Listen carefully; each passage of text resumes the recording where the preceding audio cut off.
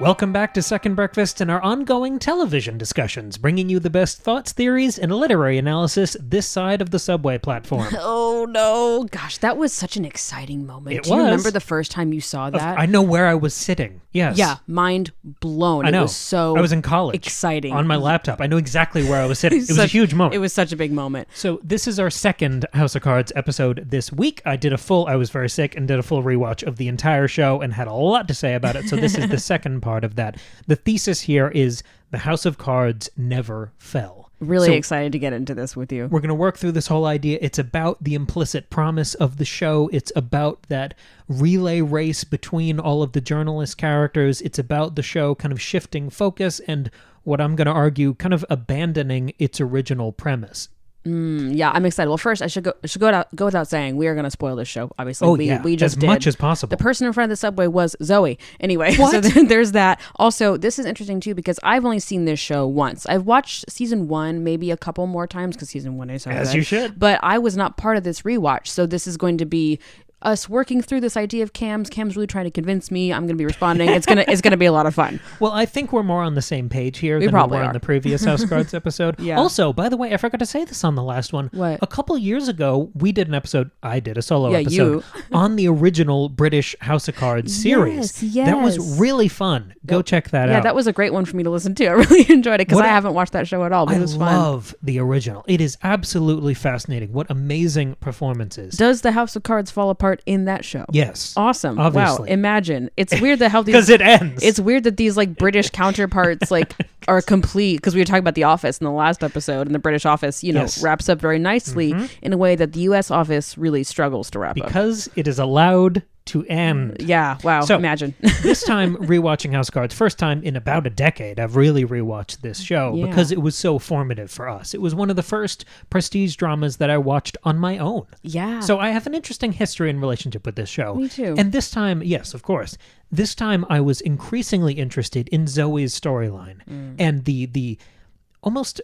I don't know, it was on the horizon, this like expose that would bring down Frank Underwood. Yes. And after she died, I really loved following this kind of quiet, tenuous relay race through the rest of these journalistic characters, whether it was Lucas Goodwin, remember who she worked with at the paper, the guy who eventually tries to assassinate Frank. Oh, poor guy. Gavin, remember the hacker?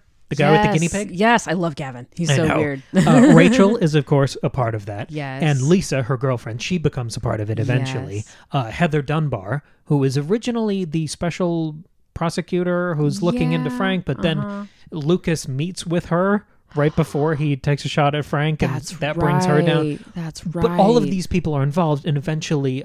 Tom Hammerschmidt, who is he's my favorite character in the show. He's so great. He's like the editor of the paper that Zoe works for, right? Yeah. When Lucas is in prison after that, actually no, he dies during the attempt. He's in prison before because they catch him working with the hacker guy and it's a setup. Yeah. Tom visits him in prison. Lucas tells him this whole like cockamamie story that he doesn't believe, but Tom eventually picks up the mantle and quietly continues this investigation on the margins, reading tea leaves for like 2 seasons. I was going to say, it lasts a long time. I remember that. So and it's just good. like in the background in a way that's like more, if I remember correctly, is more slowed down compared to our other journalistic characters. And so it feels like they're really, really building to something because you're like, it's just been there a little bit, little by little, and it's really devastating the way that it doesn't come through the way you want it to. But it's so intriguing. Yes, that slow burn of following the breadcrumbs. It's so exciting. Boris McGiver plays Tom Hammerschmidt, and he's head and shoulders my favorite performer, my favorite character in the show. It's pretty great. And then it comes full circle after he dies, or he's killed by Claire, and the story, the baton is picked up again by Janine, who worked with Zoe and Lucas at the beginning. Janine. And after Zoe was thrown in front of the train, Janine just kind of like pieces out because she's terrified. Yeah. So she comes back and the show ends with this suggestion because she's kind of talking to Doug and getting some clues from Doug. Okay. When Doug goes to the White House in the finale and Claire kills him, he's left more clues and breadcrumbs for Janine. So I just wanted to recap it there so you can see how tenuous this relay race is. I forgot all about Janine. Thank you. I can't even picture her, but the name is familiar, and that's ringing some bells. Janine Skorsky. Cool. Yeah, she's really good. Awesome. She's briefly a lecturer at a college, and you see her give this great speech about how there is no objective journalism. There is no purely objective arrangement of fact. Yeah. It's almost like a thesis for the show. Sure. Incredible performance as well. That's interesting. But the thing I loved about this rewatch, really, I mean, obviously the Underwoods and mustache twirling, that's fun. That's fun. I'm always a sucker for that. We love that. But I loved this storyline about the press because it felt so historical in that if this really happened, you would be following all of these really precarious, delicate moments where essential information was almost accidentally passed off between people, or you find one little clue or hint that comes back. It felt so dangerous and messy and collaborative, almost like all those moments in True Detective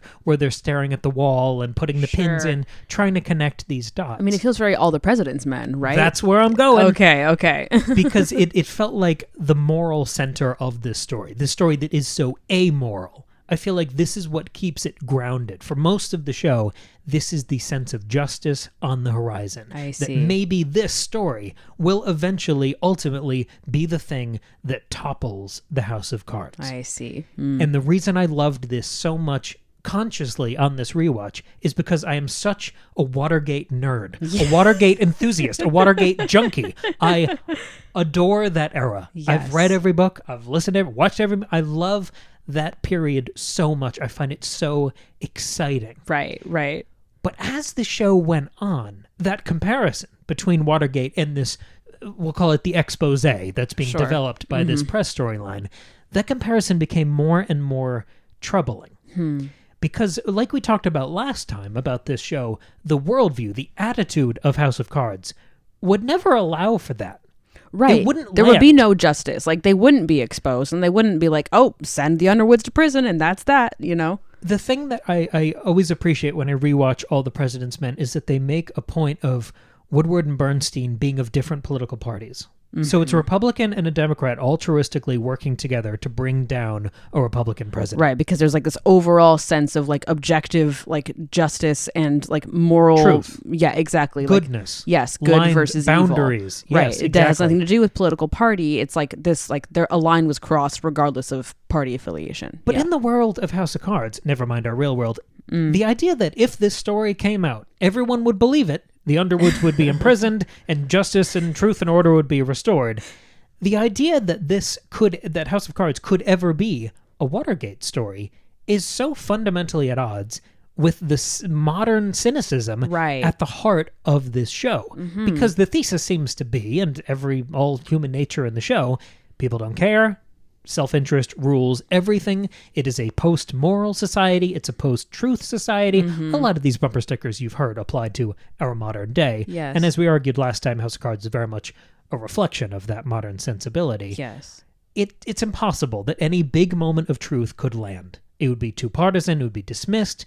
We'd be too divided, too jaded to accept it, believe it. People would just they would refuse to believe it the way that continues to happen today. To put a cherry on this argument, if you compare it to The West Wing, which we did for 40 minutes in the last episode, can you imagine President Bartlett throwing Danny Kincannon in front of a train? Certainly not. Certainly not. So I was kind of making my peace with this as I was watching the show of like, oh, of course this doesn't land. It couldn't in this world. Right. And I obviously, as the show gets on, I've rewatched it less. The first two seasons, sure, a bunch of times. But after that, less and less. So I was surprised by some of the plot beats. I just forgot them over time. Yeah. And the story does come out. It does? A lot of pieces of the story come out. Like what? Like any of the murders?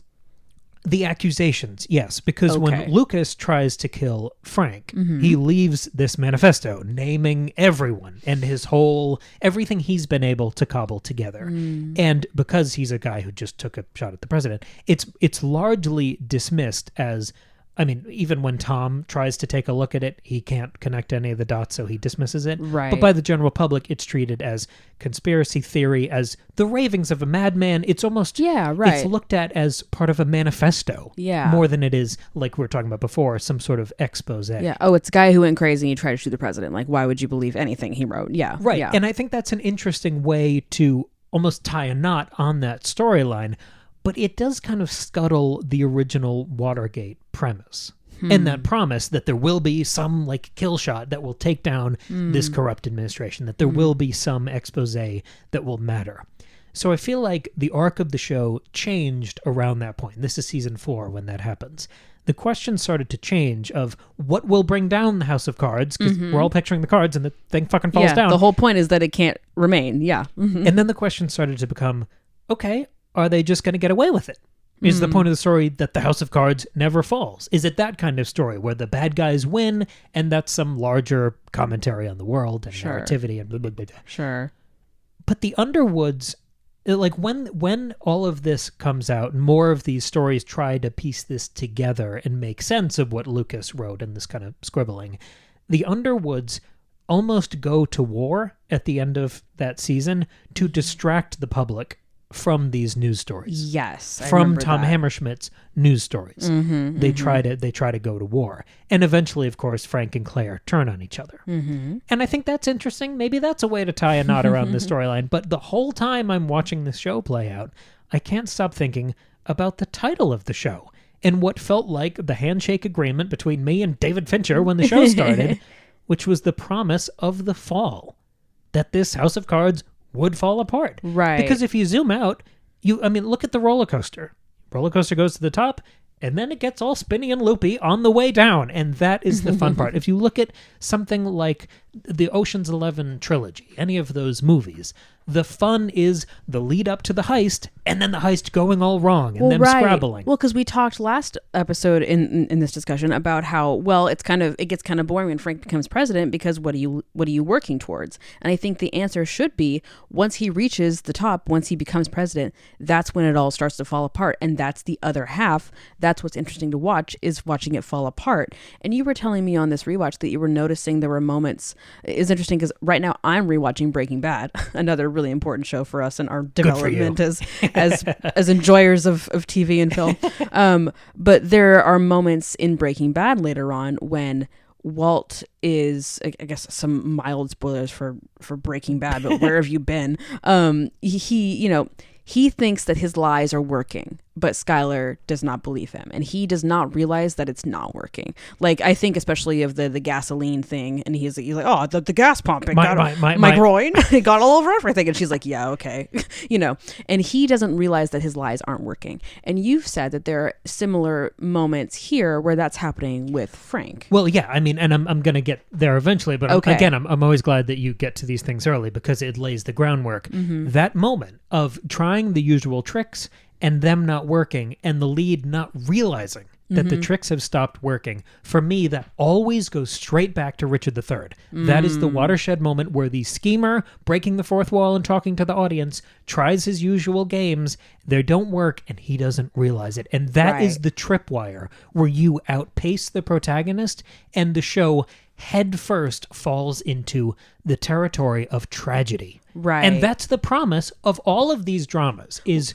tragedy as the final arc. Right. Well, so it seems like the House of Cards falling down should be, maybe it's not the journalists taking them down, but maybe it's more he is his own undoing, and he sort of self-implodes, and it falls apart in a less, clean, morally satisfying way, but more in a like, oh, he can't keep up this, the mirage, the facade, and so it all sort of crumbles, not in a like he's sent to prison, but in a like he is forgotten or cast aside or cast out. Maybe not like brought to justice, but maybe he's still removed from power and other pieces of shit take his place. That would be interesting if it was almost the external pressure that forced him to unravel almost indirectly. Right. Like maybe that would be fine. If somebody better at his own game, took over instead, that would be interesting. And boy, that is not what happens, because if we zoom out, the show almost bunts.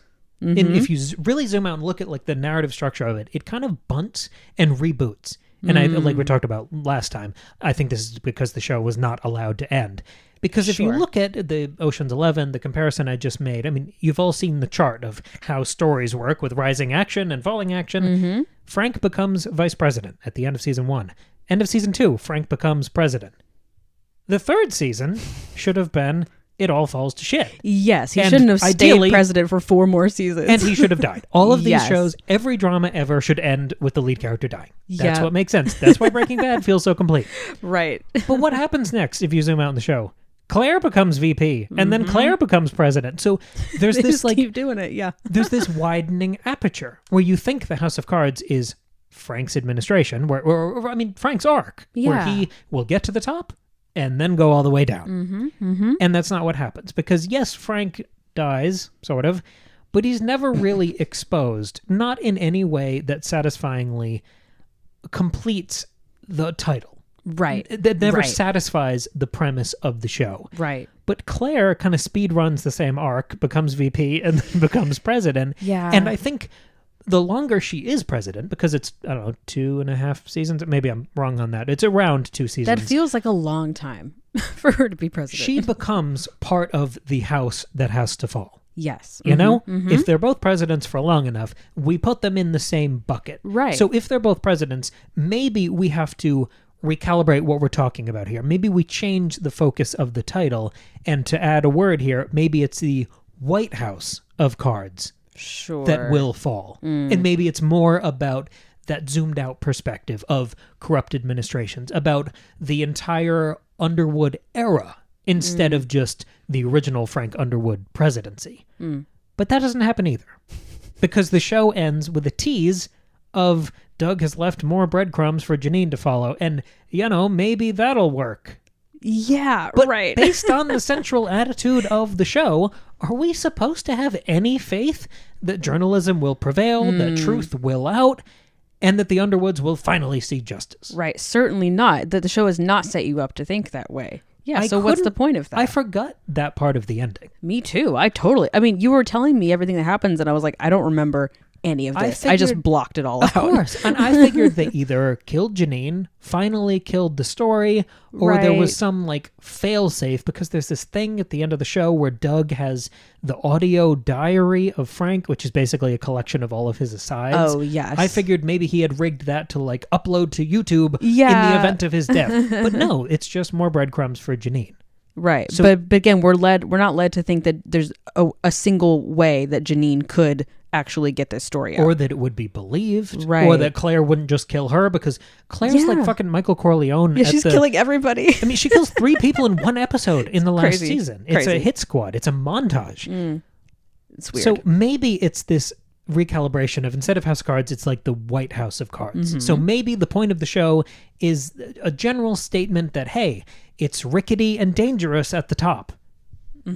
But that's not exactly a novel observation about power, is it? No, not really. And the thing that's jarring here is that so much of the show, even a little bit past the Beau Willimon era of the first 4 seasons, so much of the show leaned into the Shakespeare of it all.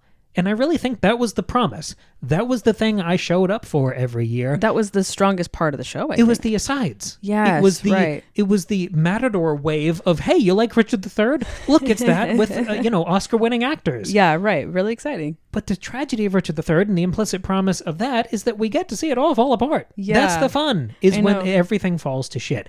And the weird thing, watching this again, is that starts to happen in season 4. What do you mean? Season 4 feels like the last season. It's very much, minor spoilers, very much like Peaky Blinders. Where the end of the show feels like, oh, we're going to wrap this up and kill Tommy finally. Right. And then in the last 5 minutes it says, but what if we made a movie? Yes, and it's so weird. And then it just bunts, hedges, and sets up more shit. It's very drink more Ovaltine. Yes. That happens here, where in season 4...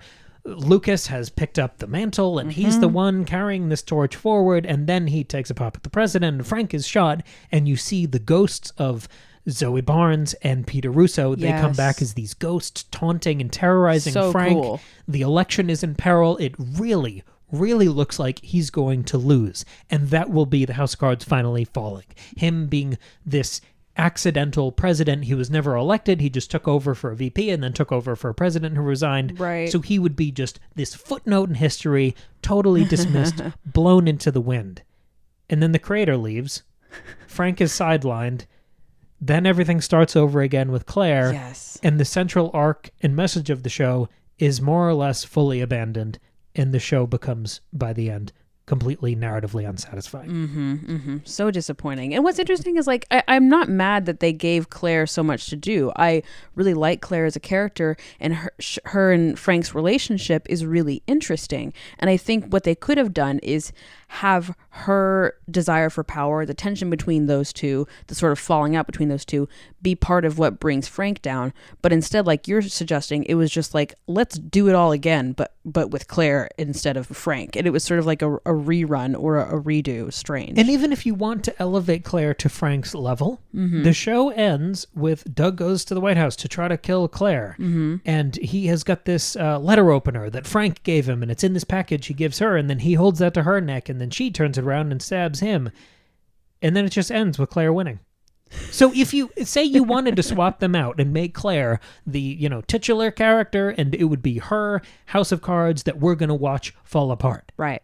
They don't do that. But that doesn't even fall apart either. They don't exactly. do that either. Like, they're just like, ooh, what if maybe one day the House of Cards falls apart in a way that we won't show you? What if power's bad? Like, if you compare it to other shows, you're watching Breaking Bad right now. Right. That show starts with, hey, this guy has cancer, and it ends with him dying of cancer. Right. Versus, even The West Wing, I think it does this sort of unsatisfying House of Cards style punting. Yeah. I don't know. It's bunting, it's punting, it's all these unsatisfying things in sports analogies. Well, where Bartlett's narrative cough of having the MS is sidelined almost the entire time. We kind of bring it up occasionally when we need to degoose some energy into the storylines. Right. But at the end of the show, he rides off into the sunset after 2 full terms and a healthy Democratic successor. Yeah, it's really strange. I mean, think about, like, Breaking Bad, again, as like the counterexample here, as like what we should all be following, is that even though Walt is found out, the journalist wins. Hank finds out. The dots are connected. Great comparison. Hank, I'm near the end of the show right now, so I'm really thinking about this a lot. Hank finds out, but it's not like Hank puts him in handcuffs and takes him downtown and then that's it. Instead, it ends in a fucking massive blowout that Walt caused. It is his fault that Hank then dies, and then Walt has to go off and hide and like more. So it's not like... And they never even find Hank's body. Right. So it's not like good wins and the good versus evil. It's more this person's desire for power ruined everything around him, including his own life and his own family. So it's like... he doesn't win, but neither does the good side. Nobody wins. And that's sort of the point. And it seems like that was the type of mentality that House of Cards was setting up for us. And instead, it's just whatever ending you described. It doesn't make a lot of sense. Same thing happens in Game of Thrones. It ends too positively. It ends too cleanly. It's too satisfying in a way that makes it, on the whole, unsatisfying and counter to the premise and attitude of the show. Yeah, the implicit promise to the audience. Yes. The roller coaster goes all the way to the tippy top, and then it straightens out and idles for 3 or 4 years, and then it just stops. No one knows what to do. Never falls, never speeds up. The only person who loops. ever knows what to do is Vince Gilligan. Also, he stuck with the show the whole time. That's, I think, important as well. It's not just that House of Cards overstays its welcome. It's that I truly think it breaks the promise to the audience. Yeah. So yeah, that's my idea here. The House of Cards never fell. Yeah, and it's again, it's not like, oh, I don't like a show that ends in a way that is too happy or too sad or too cynical or too. It's more like it goes against the identity of the show. Exactly, it's breaking that promise to the audience is what's really painful about it. Replacing it with almost nothing. Right. Yeah. So. Maybe to throw to you, but obviously also to the audience down in the comments on YouTube, secondbreakfastpod@gmail.com if you want to email us, or over on the Patreon, there's a comment section there. $2 a month, you can support the show, get access to a whole cavalcade of back catalog bonus episodes. How would you have wanted this to end? Say you even keep the turbulence of Bo Willimon leaving and Claire's ascension and everything through the end of season 6. Right. If you had like one more episode that you could put together, and we don't always do this, like, oh, I'll do it better. And that's not what I'm saying. Yeah, because I don't write for TV. I don't know what I'm doing. And I'm not saying I could do it better. Yeah. It's just a thought experiment of like, as an audience member who watched this show year to year, What were you looking for in an ending? Yeah, I mean, well, it's interesting because when you were describing the last couple seasons to me about what happens, I was like, I don't remember them being that bad. I remembered the final season being very bad, especially because that's the season where Kevin Spacey's no longer on the show, and so like it was sort of I took it all with many grains of salt because it was not what the creators were planning for, and so they had to adjust, and so I felt bad for them, but also really, really aggressively disliked the final season. But I didn't remember disliking the previous seasons leading up to the end. But when the way you were describing them, I was like, that doesn't sound good at all. So I don't know if I was blinded by my investment in the show at the time. Maybe just my opinions and outlook on TV were different back then, but I don't remember it being that bad. So it's hard for me to sort of to imagine. But I think I would have, I mean, you were saying, so the final season is season 6, right? It seems like you were saying in season 5 they were building to Frank dying anyway, and so it's right. It is felt that like correct? Season 4 was building to him dying. That's right. But then he gets the transplant, and every so often he'll like lean against a wall and look sick. So there was enough there that they could have killed him at any time, but. By the time season 5 ends, so the last season with Kevin Spacey, he's no longer president, and he's very much sidelined by Claire. I see. So by that point, the show's kind of already off the rails. I see. And they have my eternal sympathy for being stuck in an impossible situation. They were filming a season 6 when all of this broke. Right. And they had to scrap that and start over a new season. And Robin Wright, I think, is fantastic. I think Claire Underwood is a great character, and she does a great job with her. I think my problem with the end of the show is that I think they started writing her as Frank. Yeah. And it stopped feeling like the great character I loved of Claire, and it felt like they were writing her as Frank. And there have been moments, even early on in the show, I felt like the first couple episodes, there were moments where they wrote Claire like Frank, and it really struck a weird chord with me, and it felt off. It was like, I don't know music, but if someone like misses a note or plays a wrong note, I might notice that. Yeah. And, I write. I'm a writer. And there was one moment in the first couple episodes where Claire said something. I was like, that's a Frank line. What the hell? And they stopped doing that almost immediately. And then towards the end again, I was like, they're just writing her as Frank. I miss Claire. Then I think with that in mind, it might have been interesting if, things happened the way they did with like showrunners and actors leaving the way they did. If they had instead written Claire as Claire, and if she had sort of struggled in trying to be Frank, right? Like if that actual struggle had been part of the narrative, like the struggle that we're identifying as viewers, if that had actually been there in the story where she doesn't have Frank anymore because he's gone, and she is like trying to be the way he was, but that's not who she is. Not that she was ever a goody two-shoes. She's an evil, terrible person in her own way. So maybe she could have like struggled with that and then tried to like redirect and, seize and hold on to power in a way that suits her character more. And then maybe it falls apart because, I don't know, because she's not Frank and because she can't do it the way he did. And like, not like in a way that's like, oh, she's weaker than him or inferior to him. That's not what I mean at all. But just like they worked together well as a team. And like that's when it was the best. And it starts to fall apart when they start to separate, like I sort of identified earlier. Yeah. And so he just ends up dying. And so then she's on her own and it's not working and they can't do it. Or you could have made her the one who killed him. Because, that would have been really interesting. Yes, like that's what the thing falling apart is she kills him because she wants power more and he's in her way and she doesn't need him anymore. And then, of course, that would end things and fall apart in its own ways. And maybe like Doug would try to kill her because she killed Frank, and that would be really interesting. Because doesn't it turn out that Doug killed Frank? Yeah. That doesn't make any fucking sense. Nope. So maybe that flipping would have been really interesting. I don't know. Like, and I would need to rewatch the show to really get a sense of how I wish it had ended, but certainly not the way that it did. No. And I mean, part of me still yearns for the Watergate of it all. I still wanted that to somehow be the final nail in the coffin. Yeah, maybe there's something with Hammerschmidt, but he ends up dying in the attempt, similar to the way that Lucas does, right? Like maybe there's something there. I don't know. But still, like the story comes out and then maybe that's why Claire tries to kill Frank or herself, or I don't know. Like there could have been something there. The point is, my number one takeaway from watching this show again is that Tom Hammerschmidt's dog is named Fausto. That's right. And that will make me a defender of his character and his plotline forever. Oh, I remember that dog. He's so good. It's such a, and their relationship, their on-screen relationship is so good. Sometimes you're just a really good dog in a show and you can't forget it. And it's wonderful. There's a moment where Doug steals Tom's dog. That's right. And, so sad. Tom's on the phone, knowing he's probably talking to a murderer, and he says, "If you harm one hair of that innocent animal, I will beat the shit out of you." Oh my God. Incredible. It's fantastic. Yeah. Me too, Tom. Me too. So yeah, the House of Cards never fell. Yes, I tell had us this below how hollow you like feeling it. at the end, and this is me just trying to puzzle that out. That's what we do here. I would like to know below how you think the House of Cards should have fallen, and any other thoughts you have on this show and on our discussion. This has been a really great little two-parter this week. We already plugged the Patreon, the bonus episodes over there. Hey, we didn't plug is Lemon Tarts in Space, Cam's latest book. It is, did you know Cam's an author? Lemon Tarts in Space is a light sci-fi dark comedy. It is Ridley Scott's Alien meets Monty Python. It is hilarious and dark and weird and fun, and you can read it in many formats. You can read it as, regular novel, paperback, ebook, whatever you like, or you can listen to the fully produced audio drama, which is available on pretty much all audiobook platforms. So check it out. The link is in the description of this episode. Thank you very much for your support. And I guess we'll catch you here on Tuesday with another brand new episode.